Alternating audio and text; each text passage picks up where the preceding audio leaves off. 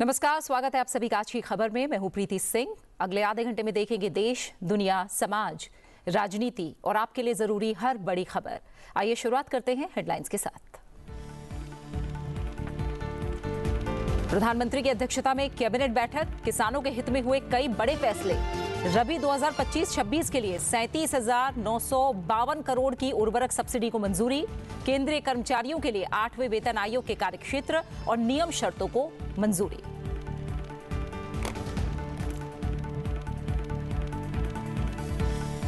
जलवायु परिवर्तन से निपटने के लिए प्रतिबद्ध भारत। दिल्ली में अंतर्राष्ट्रीय सौर गठबंधन ISA सभा के 8वें सत्र में राष्ट्रपति द्रौपदी मुर्मू का संबोधन। समारोह में 124 देश और 40 से अधिक मंत्री हुए शामिल।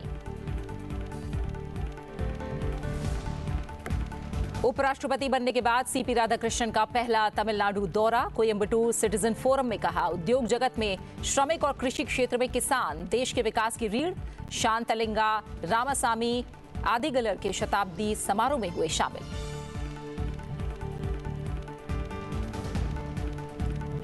दिल्ली में प्रदूषण से निपटने की बड़ी तैयारी। राजधानी दिल्ली के कुछ हिस्सों में कृत्रिम बारिश का पहला परीक्षण। सेना विमान ने कानपुर से भरी उड़ान। 8 चरणों में रसायनों का छिड़काव।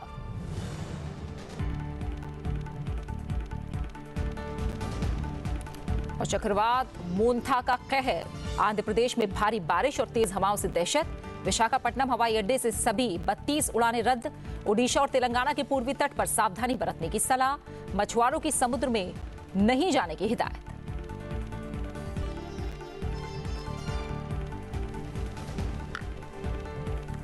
केंद्र सरकार ने 8वें केंद्रीय वेतन आयोग के गठन से संबंधित नियमों और शर्तों को मंजूरी दे दी है। आयोग 18 महीने में अंतिम रिपोर्ट देगा, लेकिन 1 जनवरी 2026 से ही उसकी सिफारिशें प्रभावी होने की संभावना है। केंद्र सरकार के इस फैसले से करीब 50 लाख केंद्रीय कर्मचारियों और 69 लाख पेंशन भोगियों को लाभ होगा। 8वें केंद्रीय वेतन आयोग को गठन की तारीख से 18 महीने के भीतर अपनी सिफारिशें सरकार को सौंपनी होंगी। ये आयोग सरकार को एक अंतरिम रिपोर्ट भी पेश करेगा। आयोग की अध्यक्षता उच्चतम न्यायालय की पूर्व न्यायाधीश रंजना प्रकाश देसाई करेंगी। IIM बेंगलुरु के प्रोफेसर पुलक घोष के आयोग का अंशकालिक सदस्य उन्हें नामित किया गया है, जबकि पेट्रोलियम सचिव पंकज जैन इसके सदस्य सचिव होंगे। केंद्र सरकार ने जनवरी 2025 में ही 8वें वेतन आयोग के गठन को सैद्धांतिक मंजूरी दे दी थी। उसके बाद से ही कर्मचारी संगठन इसका जल्द गठन किए जाने की मांग कर रहे थे। 8वां वेतन आयोग केंद्रीय कर्मचारियों के वेतन, भत्तों और पेंशन संरचना की समीक्षा करेगा और महंगाई के अनुरूप वेतन ढांचे में संशोधन की सिफारिश करेगा। आमतौर पर वेतन आयोगों की अनुशंसाएं हर 10 वर्ष के अंतराल पर लागू की जाती हैं। 7वें वेतन आयोग की सिफारिशें जनवरी 2015 से लागू हुई थी। 8th पे कमीशन का कॉम्पोजिशन और उसमें क्या टर्म्स ऑफ रेफरेंस रहेंगे, कितना टाइम पीरियड रहेगा, वो सारा आज अप्रूवल हुआ और ये बहुत बड़ा महत्वपूर्ण फैसला है। आपको पता है कि अभी हाल ही में जनवरी में ही इन प्रिंसिपल अप्रूवल हुआ था कि किस तरह से 8th पे कमीशन का फॉर्मेशन किया जाए और इतने कम समय में 8 सेंट्रल पे कमीशन का गठन भी कर दिया गया। इसके लिए काफ़ी बड़ा कंसल्टेशन होता है। कई मंत्रालय जिनमें बड़ी संख्या में सरकारी कर्मचारी हैं सेंट्रल गवर्नमेंट के, डिफेंस हो गया, होम हो गया, रेलवे हो गया, और DOPT के माध्यम से जो जॉइंट कंसल्टेटिव मैकेनिज्म है सभी यूनियंस का, सभी फेडरेशंस का, उस JCM के साथ भी डिटेल्ड कंसल्टेशन होता है। इन सब कंसल्टेशंस के बाद में ये टर्म्स ऑफ रेफरेंस फॉर्मेशन किया गया है, तो ये बहुत ही एक इम्पॉर्टेंट टाइमली एक्शन ले लिया गया है। और करीब 50 लाख सेंट्रल गवर्नमेंट के एम्प्लॉयज़ हैं। कई राज्य सरकारों के साथ भी इसमें कंसल्टेशन किया गया और करीब सभी राज्य सरकारों ने इसमें सहयोग दिया है। 18 मंथ्स के अंदर ये रिपोर्ट आएगी इसकी।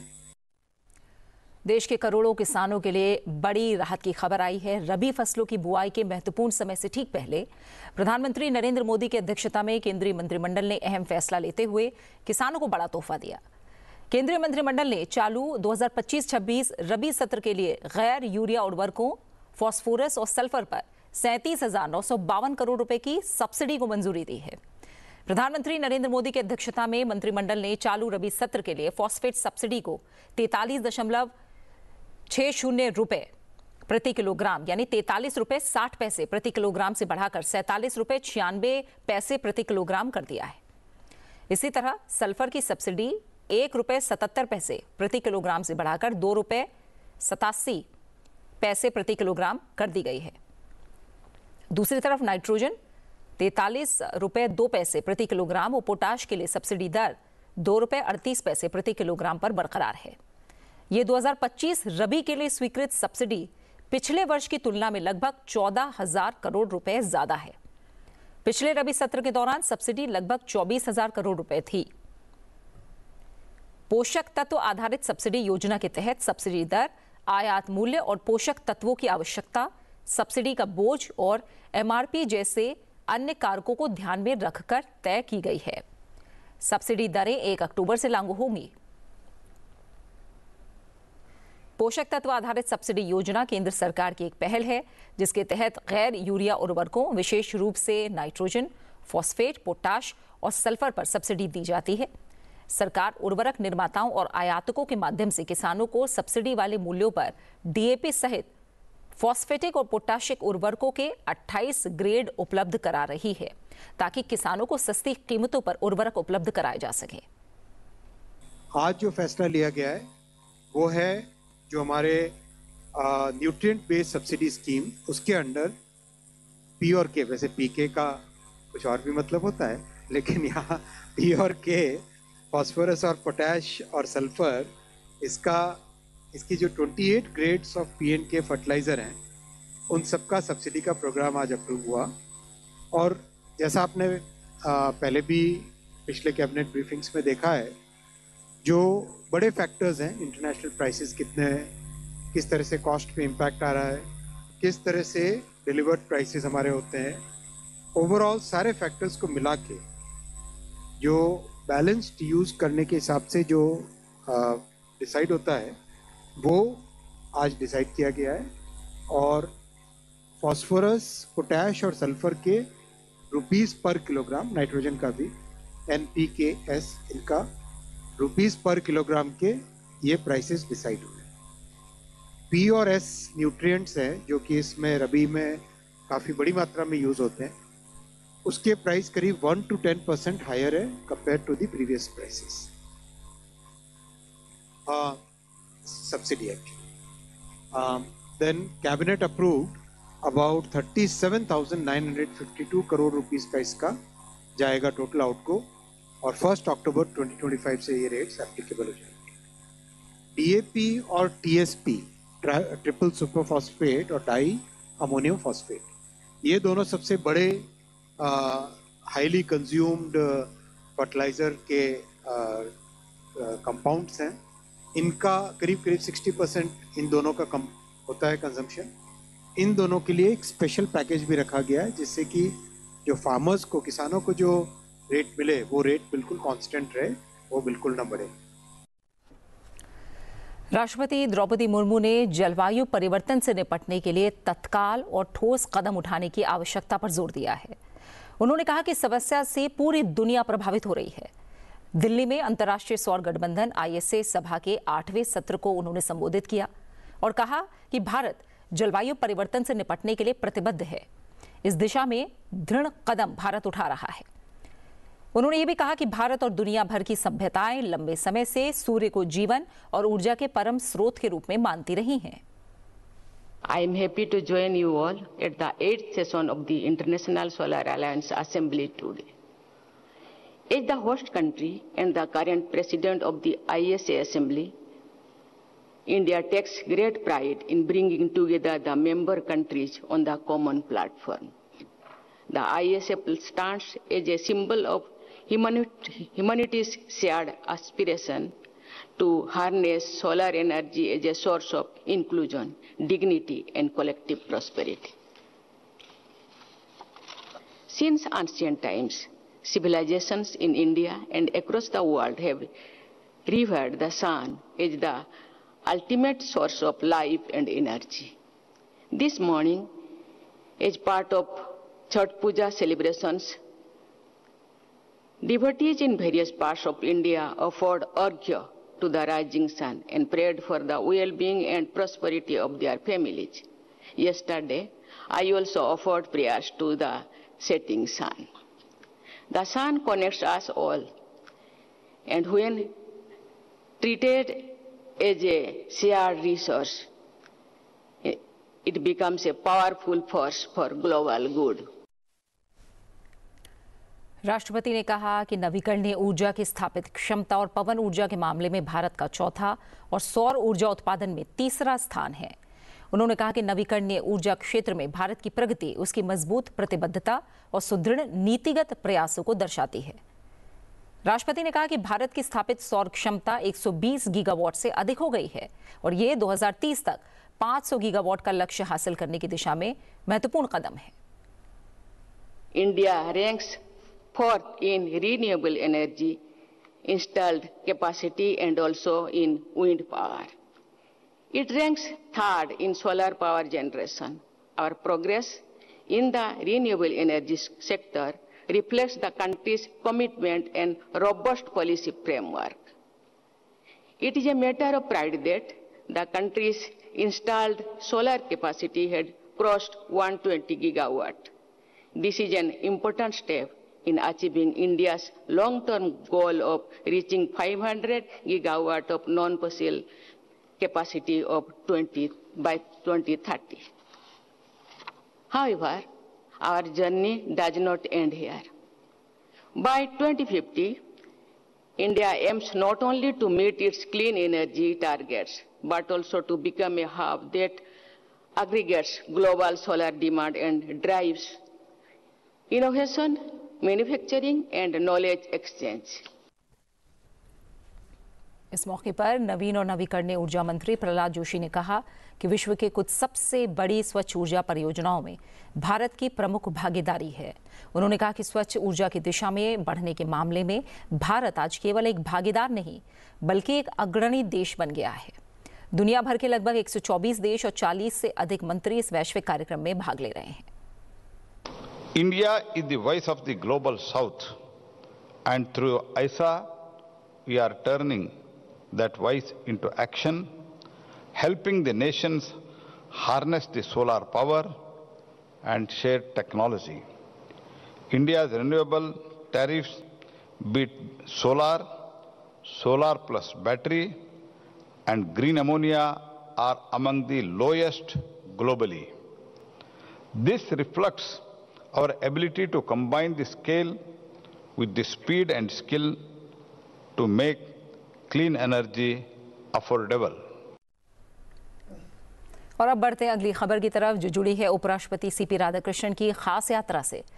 सेशल्स के राष्ट्रपति के शपथ ग्रहण समारोह में भाग लेने के बाद उपराष्ट्रपति सीपी राधाकृष्णन आज कोयम्बटूर पहुंचे और अब हम जो आपको तस्वीरें दिखा रहे हैं ये तस्वीरें उस वक्त ही हैं जब उपराष्ट्रपति सीपी राधाकृष्णन कोयम्बटूर एयरपोर्ट पहुंचे थे और एयरपोर्ट पहुंचने के बाद उनका भव्य स्वागत किया गया। उनकी इस अहम यात्रा का कोयम्बटूर पहला पड़ाव रहा है। उपराष्ट्रपति सीपी राधाकृष्णन कोयम्बटूर में कई अहम कार्यक्रमों में शामिल हुए। 29 अक्टूबर को तिरुपुर में एक सम्मान समारोह में उपराष्ट्रपति हिस्सा लेंगे और शाम के वक्त मदुरै की मीनाक्षी अम्मन मंदिर में पूजा अर्चना करेंगे। इसके बाद उपराष्ट्रपति 30 अक्टूबर को रामनाथपुरम जिले के पसुमपोन मुथुरामलिंगा थेवर जयंती कार्यक्रम में भी शामिल होंगे। एयरपोर्ट से निकलने के बाद उपराष्ट्रपति सीपी राधाकृष्णन जनता के बीच पहुंचे। इस दौरान उपराष्ट्रपति को जनता की तरफ से अपार स्नेह और सम्मान मिला। जनता से उपराष्ट्रपति के जुड़ाव की ये तस्वीरें अपने आप में बताने के लिए काफी हैं कि उनकी सादगी और सरल स्वभाव क्यों उन्हें खास बनाता है।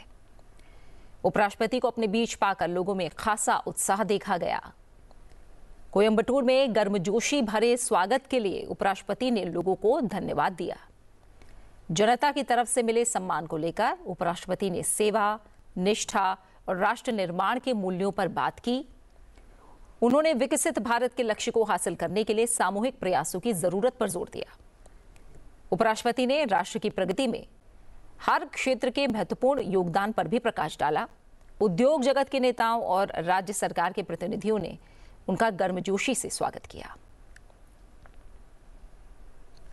उपराष्ट्रपति का पदभार ग्रहण करने के बाद तमिलनाडु की अपनी पहली यात्रा पर वो कोयम्बटूर पहुंचे।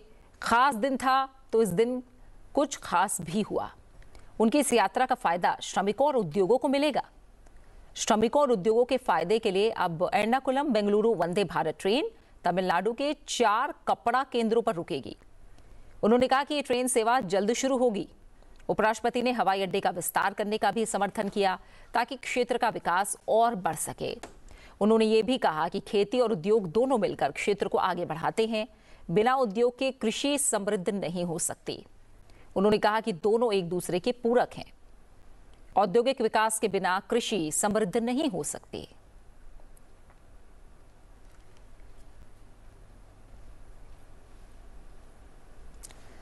उपराष्ट्रपति सीपी राधाकृष्णन ने पेरूर मठ कोयम्बटूर में शांतलिंगा रामासामी आदिगलर के शताब्दी उत्सव में भाग लिया। इस अवसर पर उपराष्ट्रपति ने आदिगलर के आध्यात्मिक मूल्यों के प्रचार, शिक्षा के क्षेत्र में योगदान और अनुशासित और सामंजस्यपूर्ण समाज के निर्माण में उनके जीवन भर के समर्पण की सराहना की। शांतलिंगा रामासामी आदिगलर ने समाज के उत्थान के लिए लगातार काम किया।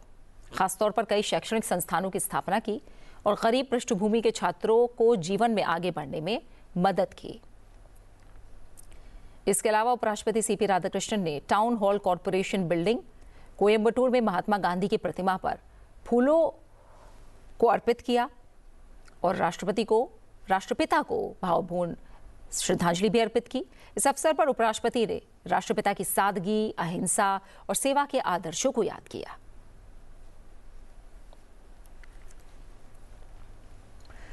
दिल्ली के पर्यावरण मंत्री मनजिंदर सिंह सिरसा ने कहा है कि दिल्ली सरकार ने आईआईटी कानपुर की मदद से दिल्ली के कुछ हिस्सों में कृत्रिम बारिश का पहला टेस्ट किया।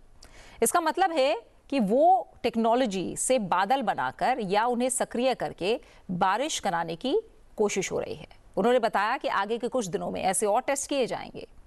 दिल्ली सरकार ने कृत्रिम बारिश यानी आर्टिफिशियल रेन लाने के लिए पहला परीक्षण किया है और इसके लिए एक विमान से कानपुर से उड़ान भरी गई और दिल्ली के कुछ जगहों जैसे बुराड़ी, करोल बाग और मयूर विहार में रसायन छिड़के गए। ये छिड़काव 8 बार किया गया और लगभग आधा घंटा चला। आईआईटी कानपुर का कहना है कि इस तरह के परीक्षण के 15 मिनट से 4 घंटे के भीतर बारिश हो सकती है। दूसरा परीक्षण भी आज बाहरी दिल्ली में किया गया और अगले कुछ दिनों में 9 से 10 और परीक्षण करने की योजना है। सरकार का कहना है कि यह कदम वायु प्रदूषण कम करने और सर्दियों में बिगड़ती हवा की गुणवत्ता सुधारने के लिए उठाया गया है। आज दूसरी ट्रायल क्लाउड सीडिंग की दिल्ली में की गई। ये क्लाउड सीडिंग सेस्ना एयरक्राफ्ट के माध्यम से आईआईटी कानपुर ने की। एयरक्राफ्ट मेरठ के तरफ से दिल्ली में एंटर किया, जिसमें खेखरा, बुरारी, नॉर्थ करोलबाग, मयूर विहार, सादकपुर और भोजपुर इस इलाकों के अंदर क्लाउड सीडिंग की गई। क्लाउड सीडिंग में 8 फ्लेयर्स को यूज़ किया गया है। एक फ्लेयर लगभग 2 से 2.5 kg के आसपास है और एक फ्लेयर 2 से 2.5 मिनट तक ये चलती है। इस फ्लेयर से क्लाउड्स के अंदर जो उसके अंदर कंटेंट है उसको छोड़ा गया। उस मिक्सचर से क्लाउड्स की जो अभी जानकारी आईआईटी कानपुर ने दी है वो 15 से 20% उसके अंदर ह्यूमिडिटी थी और ये तकरीबन प्रोसेस आधा घंटे के आसपास चला और इस दौरान एक फ्लेयर जो है वो 2 से 2.5 मिनट चला और 8 फ्लेयर ये टोटल चलाए गए हैं। आज और आइए अब एक नजर डालते हैं देश और दुनिया के कुछ बड़े अपडेट्स पर। वित्त मंत्रालय ने 1 फरवरी 2026 को पेश होने वाले वित्त वर्ष 2026-27 के आम बजट में अपेक्षित कर बदलावों और कर अनुपालन में आसानी पर उद्योग जगत से सुझाव मांगे हैं। आम बजट से पहले व्यापार और उद्योग संघों को भेजे गए पारंपरिक संदेश में राजस्व विभाग की कर अनुसंधान इकाई ने 10 नवंबर तक अपने सुझाव भेजने के लिए कहा है। कोयला और खान मंत्री जी किशन रेड्डी कल दिल्ली में वाणिज्यिक कोयला खदान नीलामी के 14वें चरण का शुभारंभ करेंगे। इस नीलामी का उद्देश्य व्यापार में आसानी को बढ़ावा देना, विविध निवेशों को आकर्षित करना और व्यापक उद्योग भागीदारी को प्रोत्साहित करना है।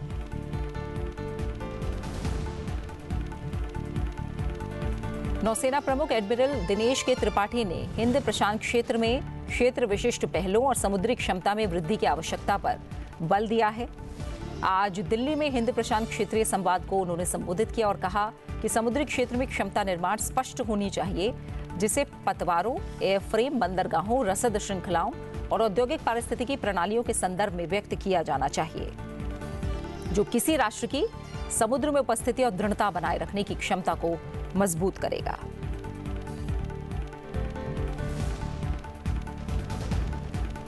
भारत और रूस ने अपने घनिष्ठ रणनीतिक सहयोग के अनुरूप एक असैन्य विमान के निर्माण के लिए सहमति व्यक्त की है।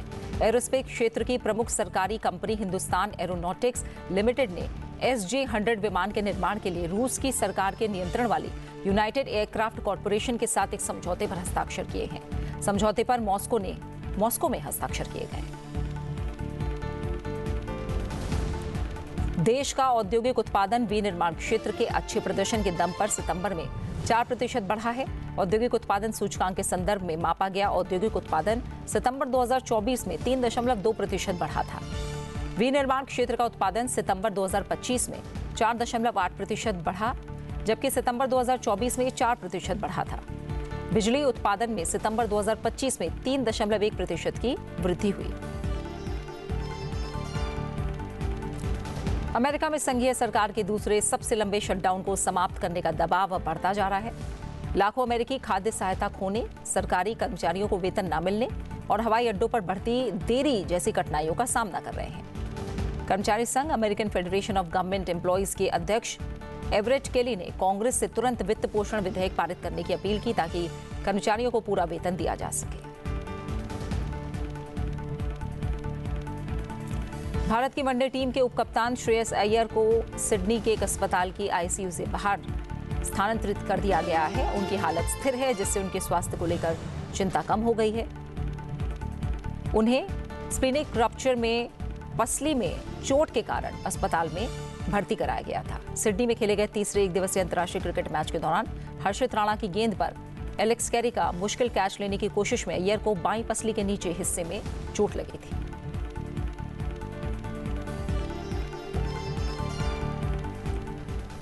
मौसम विभाग ने कहा है कि बंगाल की खाड़ी में चक्रवात मोन्था के चक्रवाती तूफान में तब्दील हो जाने से दक्षिणी ओडिशा के 8 जिलों में बारिश हुई। भीषण चक्रवाती तूफान मोन्था के कारण आज विशाखापट्टनम हवाई अड्डे से संचालित होने वाली कुल 32 उड़ानें रद्द करनी पड़ी। प्रशासन ने पहले ही 9 जिलों में स्कूलों और आंगनबाड़ी केंद्रों को 30 अक्टूबर तक बंद करने की घोषणा कर दी है, जबकि पूर्वी तटीय रेलवे ने वोल्टेयर क्षेत्र और इससे जुड़े मार्गों पर चलने वाली कुछ ट्रेनों को रद्द करने, उनके मार्ग बदलने, कुछ के समय के लिए उन्हें बीच में ही रोकने की घोषणा की। सरकारी कर्मचारियों की छुट्टियां भी 30 अक्टूबर तक रद्द कर दी गई हैं। राज्य सरकार ने मछुआरों को 29 अक्टूबर तक ओडिशा तट के पास बंगाल की खाड़ी में न जाने की सलाह दी है। The cyclonic circulation Mantha now lies over West Central Bay of Bengal and is about 550 kilometers south-southwest of Gopalpur. It is likely to move north-northwestward and intensify into a severe cyclonic storm by today, and it will continue to move further north-northwestward, and it is likely to cross Andhra Pradesh coast between Machilipatnam and Kalingapatnam around Kakinada during evening. Montha के प्रभाव के कारण ओडिशा के दक्षिणी और तटीय जिलों में कल से बारिश हो रही है। मौसम विभाग ने राज्य के 8 दक्षिणी जिलों के लिए रेड अलर्ट जारी किया है। रेलवे ने 43 रेलगाड़ियां रद्द कर दी हैं। Severe cyclonic storm with a maximum sustained wind speed 90 to 100 km per hour, gusting to 110 km per hour.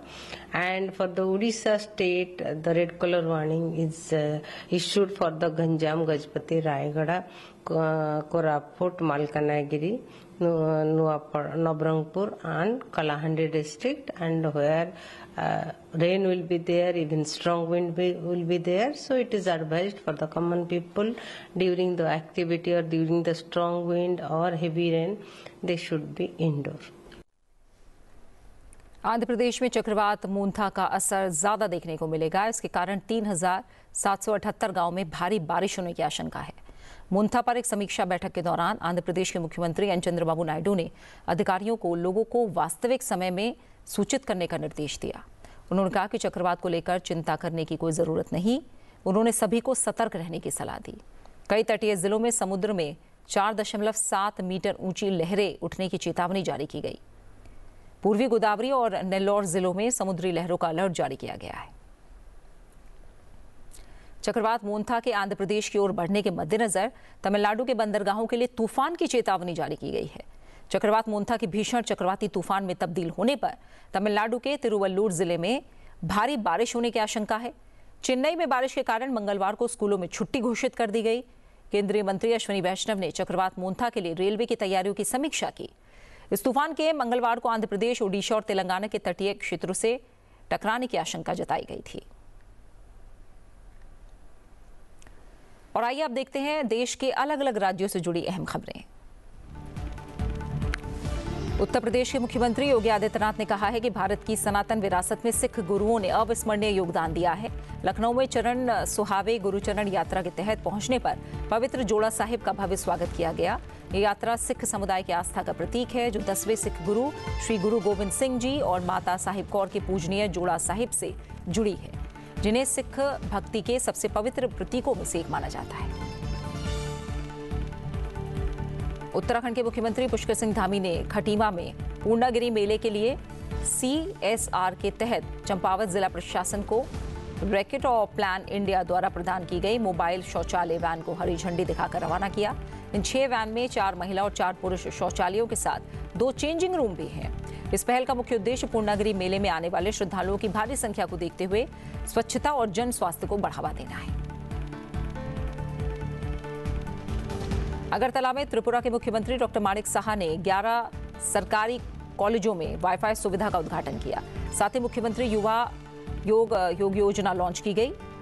उन्होंने कहा कि ये योजना का दूसरा फेज है। पहले कॉलेज के अंतिम वर्ष में ये सुविधा दी जाती थी।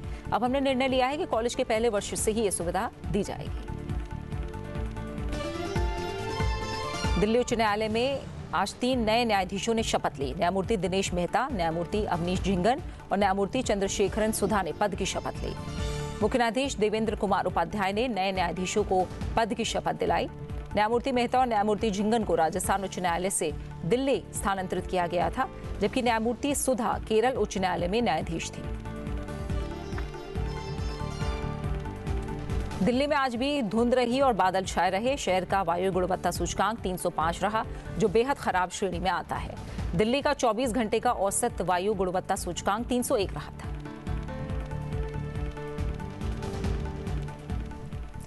और इसी के साथ फिलहाल मेरे साथ आज की खबर में इतना ही। आप बने रहिए सनसेट टीवी के साथ। नमस्कार।